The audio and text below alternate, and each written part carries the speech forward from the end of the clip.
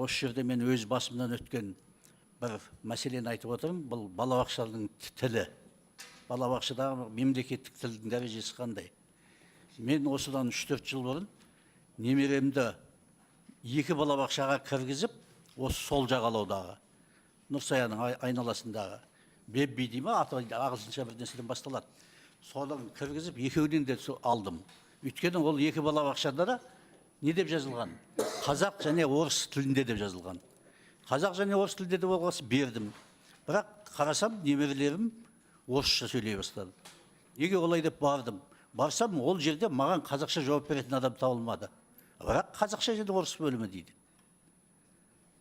Қодай күзгі карнавал ма, кеші өтті бір нәрсесін. Балам Абайдың өлеңін жаттап барды. Одан ешкім сұрамапты. Ол жерде барлығы орыс тілінде өткен. Мен одан суырып алып, басқа балабақшаға бердім. Ода да сондай.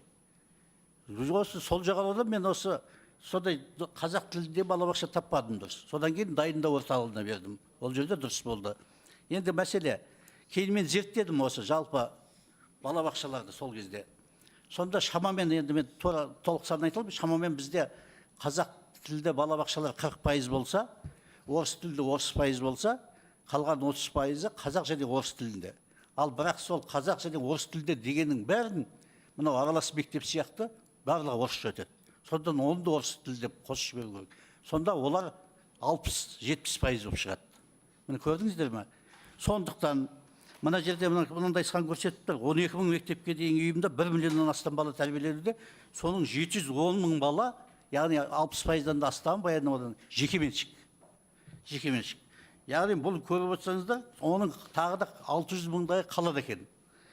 Осы жекеменшік болсын, мемлекеттік балабақша болсын, олардың барлығында да мемлекеттік тілде болу керек тәрбие. Оны міндеттеу керек мемлекет. Ол сіздер солай жасап жатыр деп